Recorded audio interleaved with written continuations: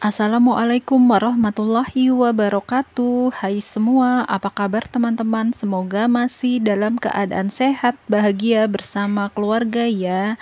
Jumpa lagi di YouTube channel aku. Alhamdulillah aku masih bisa share kegiatan hari ini.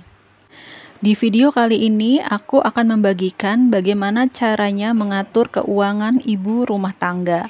Nah, yang pertama kali aku lakukan di setiap akhir bulan sebelum aku nerima gaji dari suami, maka aku selalu tulis rencana pengeluaran dan mencatat semua kebutuhan yang akan dibeli.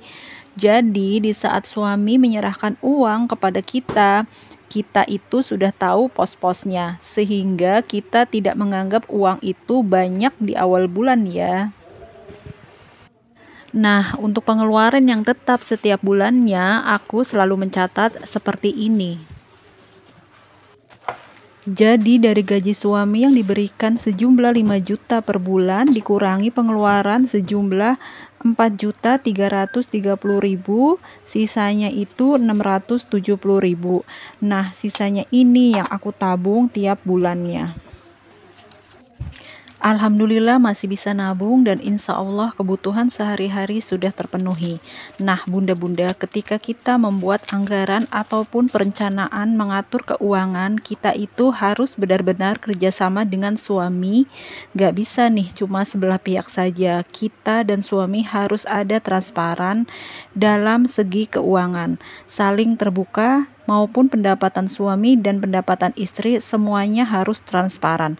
Nah, dengan seperti ini akhirnya tidak ada yang namanya prasangka yang buruk. Yang akhirnya rumah tangga kita pun akan sakinah, mawaddah, warahmah dan tentunya akan selalu berkah. Dengan kita selalu mengatur keuangan, kita pun akan terhindar dari yang namanya hidup boros ya bunda-bunda. Karena hidup boros itu akan membuat kita tidak memiliki persiapan terutama dana darurat. Dalam keadaan darurat, jika kita tidak mempunyai tabungan sama sekali, karena gaji itu akan habis memenuhi kebutuhan dan keinginan saja, akibatnya nih, misalkan anak masuk ke jenjang pendidikan yang lebih tinggi lagi, atau kemudian tiba-tiba anak jatuh sakit, sehingga kita hanya bisa pinjam kepada orang lain atau berhutang. Maka dari itu, dari sekarang kita sangat penting sekali menyudahi hidup boros. Setelah tadi kita membuat anggaran belanja setiap bulannya, jangan lupa juga tips yang kedua, yaitu menabung. Nah, ini dia yang penting, mempunyai tabungan agar tidak boros, maka kita pun harus menabung gaji walaupun hanya sedikit. Kalaupun kita bisa melaksanakan metode 50-30-20 itu bagus banget ya bunda-bunda. Artinya pendapatan setiap bulan itu kita bagi 50% itu untuk memenuhi kebutuhan sehari-hari. Nah, kemudian yang 30% itu bisa untuk tabungan, kemudian yang 20% lagi bisa misalkan untuk kita senang-senang. Tapi kalaupun tidak bisa melakukan seperti itu, contohnya aku, ya bunda-bunda, kebanyakan gaji suami ini tuh digunakan untuk kebutuhan sehari-hari. Dan untuk membiayai aku dan juga keluarga, makanya aku hanya menyisihkan sedikit yang bisa ditabung, yaitu 670.000, walaupun angka tersebut tidak tetap ya bunda-bunda tiap bulannya.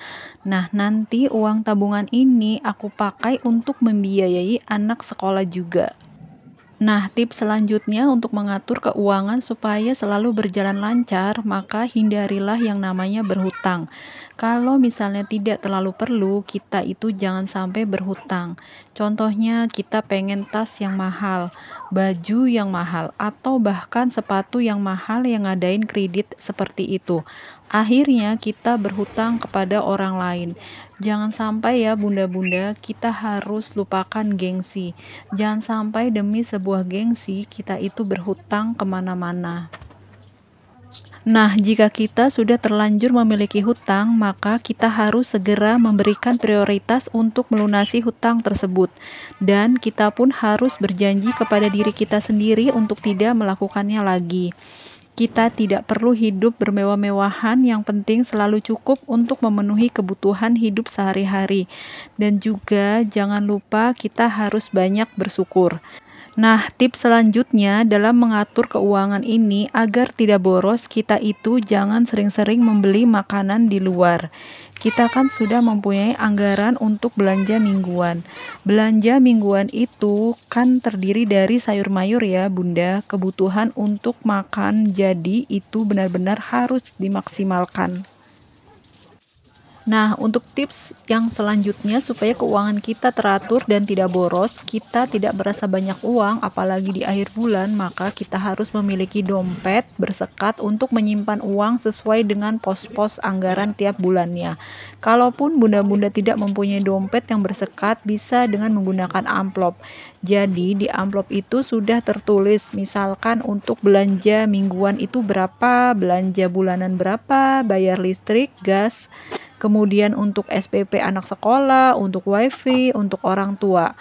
Pokoknya untuk semua kebutuhan kita harus masukkan berdasarkan pos-posnya.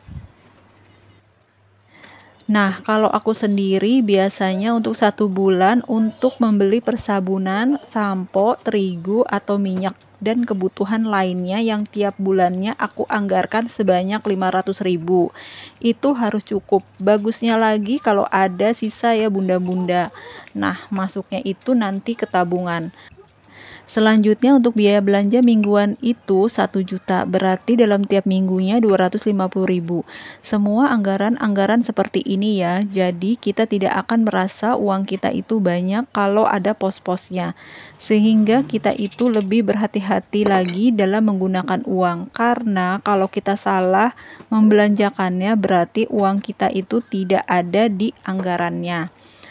Nah, semoga saja ya bunda-bunda kita memiliki anggaran yang sehat, di mana pengeluaran itu tidak lebih besar dari pemasukan.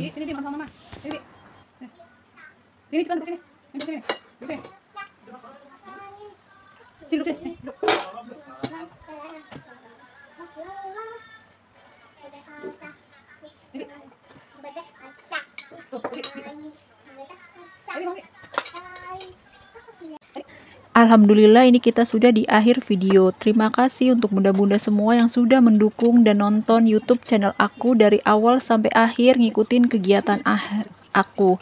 Semoga tips yang aku berikan ini bermanfaat dan semoga kita sama-sama bisa berkembang di dunia per-YouTubean ini. Sehat dan sukses selalu untuk kalian semua.